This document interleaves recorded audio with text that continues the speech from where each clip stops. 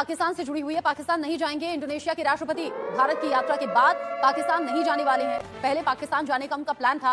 भारत की मांग पर ही ये दौरा रद्द किया गया है, जिसके मायने काफी बड़े हैं, खास है। तो ये है कि इंडोनेशिया के प्रेसिडेंट प्राबोवो जो हैं, वो सुना था कि भारत जो है उनको 26 जनवरी पे रिपब्लिक डे पे मना रहा था। हमने भी उनको जो है वो इनविटेशन दे दिया, हमारी तरफ आए। अब इंडिया उनको कह रहा है कि भाईजान आपने उधर पाकिस्तान नहीं जाना, वरना हमने आपको बुलाना ही नहीं है। अब इंडियन मीडिया रिपोर्ट ये कर रहा है, इस वक्त जो मेरे पास खबर है, द प्रिंट और बाकी जो लोग हैं वो ये कह रहे हैं कि उन्होंने कह दिया कि ठीक है मैं पाकिस्तान नहीं जाता। से कर रहे हैं कि जी हुआ ये कि 26 जनवरी आ रहा है, आपको पता है रिपब्लिक डे होता है भारत का, और 26 जनवरी को भी उनको और कोई नहीं मिला। सारे जहान में इतने इतने प्रेसिडेंट भरे पड़े, लेकिन मोदी जी ने भी एकदम से इंडोनेशिया के ही प्रेसिडेंट को जो है एज अ चीफ गेस्ट बुला लिया। अरे मुझे बुला लेते मोदी जी, ऐसी क्या बात है, मैं यहाँ से वाघा बॉर्डर क्रॉस करती और वहां पे जाके आपके साथ एक फोटो बना के आ जाती, लेकिन नहीं, मोदी जी ने बुला लिया जनाब इंडोनेशिया के प्रेसिडेंट को। और उसके साथ ही साथ यहाँ पर हमारे जो प्राइम मिनिस्टर हैं यानी कि शहबाज शरीफ साहब, उन्होंने एक और मिनिस्टर हमारे यहाँ के यानी कि एहसन इकबाल साहब की ड्यूटी लगाई थी कि जी इंडोनेशिया के जो प्रेसिडेंट हैं वो 26 जनवरी को यहाँ पर आ रहे हैं पाकिस्तान, तो आप उसके लिए तैयारियां कीजिए। तो जी हम लोगों ने इतना देगचा भर के, जिसे कहते हैं ना, पकौड़ों के लिए बेसन तैयार करके रखा हुआ था। उसके बाद और भी खाने पीने की बहुत तैयारियां थी, और हमने ये भी सोच लिया था कि जब वो आएंगे, यानी कि जब ये आएंगे इंडोनेशिया के प्रेसिडेंट, तो हम इनसे पूछेंगे हमारे लिए क्या लेकर आए, गिफ्ट तो जरूर लाए होंगे।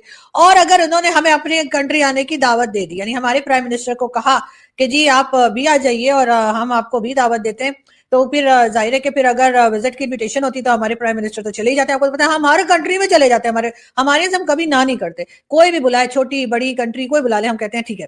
तो शहबाज शरीफ साहब ने भी पहुंच ही जाना था और फिर जाके कहना था मैं आया तो हूँ लेकिन मैं मांगने नहीं आया। मगर बात सारी ये कि अगर हमारी डेलीगेशन जाएगा इंडोनेशिया तो हम कहेंगे कि अब हम गेस्ट आए, अब क्या, हम मेहमान है, आप हमारी खातिर करो और हमें अब क्या दोगे। और अगर कोई हमारे आता है तो हम कहते हैं कि क्या लेकर आए हो। लेकिन अब बात सारी है, बीच में मोदी साहब ने एज यूजुअल, जैसे पीएम मोदी की आदत है, आपको पता है ना, पाकिस्तान में हम उनको अच्छे से मालूम है हमारी इकोनॉमी जो है वो मतलब वैसे तो ठीक ही चल रही है, बस जैसे कहते हैं ना ऊपर वाले का दिया और लोन पर लिया सब कुछ है। हमारी हालत कोई वो मेजर गौरव जैसी नहीं है कि हम जिसका।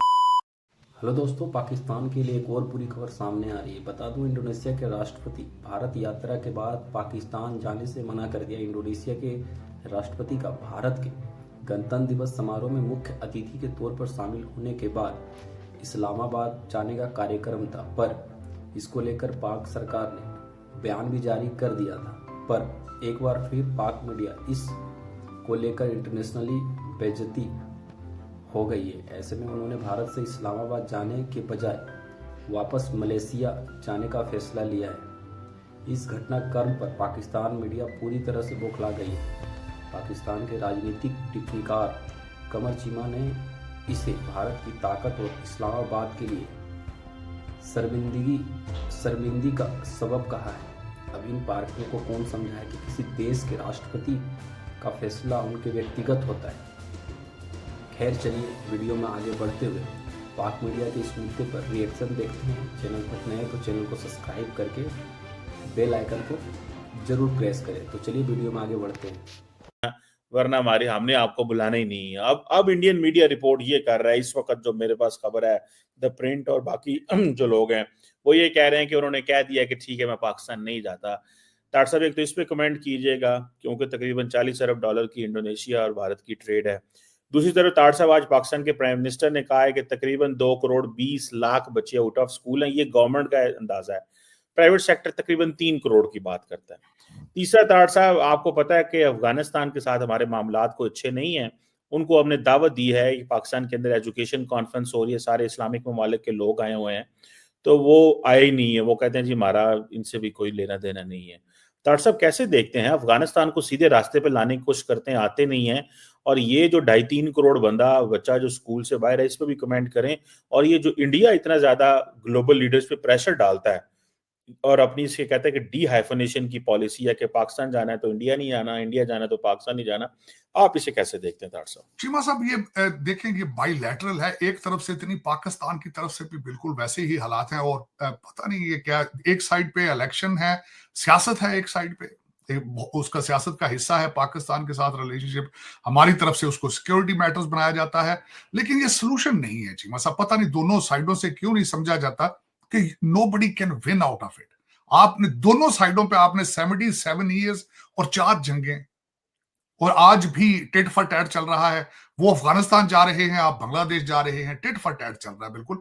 इसमें दोनों कंट्रीज का कोई गेन हो इसमें से मेरे ख्याल में मुझे नहीं इस चीज का अंदाजा। मैं हमेशा ये कहता था कि अपने सोर्सेज रिसोर्सेज किसी और साइड पे बर्न करने चाहिए और जगह पे लगाना चाहिए। भारत का गोल है to become the third biggest economy. तो इकोनॉमीज में इतना आगे जाना, अपने यूथ को एंगेज रखना एजुकेशन में, और ये साथ नेबर्स के साथ 2 बॉर्डर खोल देंगे। 2 पाकिस्तान के भी बॉर्डर खुले पड़े हैं, उनके भी बांग्लादेश वाली साइड पे और पाकिस्तान वाली साइड पे, और चाइना जो है वो एक अलग रोल प्ले कर रहा है इस रीजन के अंदर।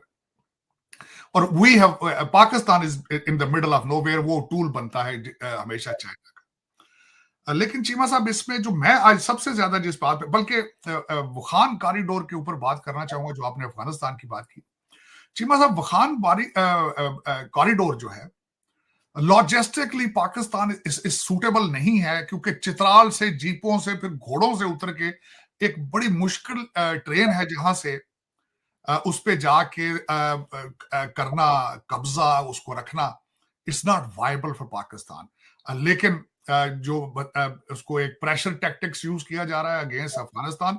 हमारे इतने दुश्मन है, बार बार जो है ना वो पाकिस्तान को धमकियां लगाते रहते हैं। और अब मोदी जी ने कहा कि जी ठीक है, मालूम है बहुत धमकियां नहीं लगाते, कभी कभी इलेक्शन के टाइम में मोदी जी वैसे ही थोड़ा सा बोल देते हैं हम लोगों को, लेकिन खैर उसका हम माइंड नहीं करते, इसलिए कि मोदी जी हम लोगों को बड़े पसंद आने लगे हैं अब। और अब बहुत से लोग मोदी जी के बारे में पॉजिटिव भी बोलने लगे हैं, लेकिन खैर नेगेटिव बोलने वालों का भी ढेर लगा हुआ है। मगर खैर हम यहाँ पर बात जो है वो पीएम मोदी की इस तरीके से कर रहे हैं कि जी हुआ ये कि 26 जनवरी आ रहा है, आपको पता है रिपब्लिक डे होता है भारत का, और 26 जनवरी को भी उनको और कोई नहीं मिला। सारे जहान में इतने इतने प्रेसिडेंट भरे पड़े, लेकिन मोदी जी ने भी एकदम से इंडोनेशिया के ही प्रेसिडेंट को जो है एज अ चीफ गेस्ट बुला लिया। अरे मुझे बुला लेते हैं मोदी जी, ऐसी क्या बात है, मैं यहाँ से वाघा बॉर्डर क्रॉस करती और वहां पे जाके आपके साथ एक फोटो बना के आ जाती, लेकिन नहीं, मोदी जी ने बुला लिया जनाब इंडोनेशिया के प्रेसिडेंट को। और उसके साथ ही साथ यहाँ पर हमारे जो प्राइम मिनिस्टर हैं यानी कि शहबाज शरीफ साहब, उन्होंने एक और मिनिस्टर हमारे यहाँ के यानी कि एहसन इकबाल साहब की ड्यूटी लगाई थी कि जी इंडोनेशिया के जो प्रेसिडेंट हैं वो 26 जनवरी को यहाँ पर आ रहे हैं पाकिस्तान, तो आप उसके लिए तैयारियां कीजिए। तो जी हम लोगों ने इतना देगचा भर के, जिसे कहते हैं ना पकौड़ों के लिए बेसन तैयार करके रखा हुआ था। उसके बाद और भी खाने पीने की बहुत तैयारियां थी, और हमने ये भी सोच लिया था कि जब वो आएंगे यानी कि जब ये आएंगे इंडोनेशिया के प्रेसिडेंट, तो हम इनसे पूछेंगे हमारे लिए क्या लेकर आए, गिफ्ट तो जरूर लाए होंगे। और अगर उन्होंने हमें अपने कंट्री आने की दावत दे दी, यानी हमारे प्राइम मिनिस्टर को कहा कि जी आप भी आ जाइए और हम आपको भी दावत देते हैं, तो फिर जाहिर है कि फिर अगर विजिट की इनविटेशन होती तो हमारे प्राइम मिनिस्टर तो चले ही जाते हैं। आपको तो पता है हम हर कंट्री में चले जाते हैं, हमारे से हम कभी ना नहीं करते, कोई भी बुलाए, छोटी बड़ी कंट्री कोई बुला ले हम कहते हैं ठीक है। तो शहबाज शरीफ साहब ने भी पहुंच ही जाना था और फिर जाके कहना था मैं आया तो हूँ लेकिन मैं मांगने नहीं आया। मगर बात सारी ये कि अगर हमारी डेलीगेशन जाएगा इंडोनेशिया तो हम कहेंगे कि अब हम गेस्ट आए, अब क्या हम मेहमान हैं, आप हमारी खातिर करो और हमें अब क्या दोगे।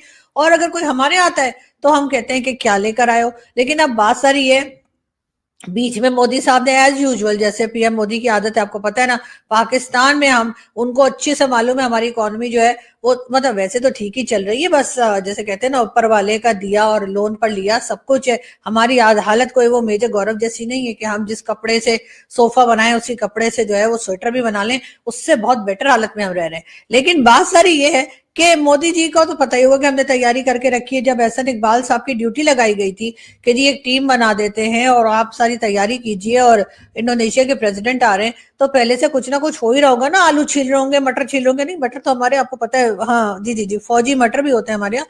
लेकिन अब प्रॉब्लम ये है कि उनकी कंपनी के तो बहुत सी चीजें हम लोग ले ही नहीं रहे ना, लोग ये कह रहे हैं। तो इस वजह से अब हम लोग मटर भी छिलवा रहे थे, सारी मिनिस्ट्री जो थी वो मटर छील रही थी, कोई आलू छील रहा था, कोई क्या खाना बना रहा था, कितनी तैयारी करके रखी थी हमने।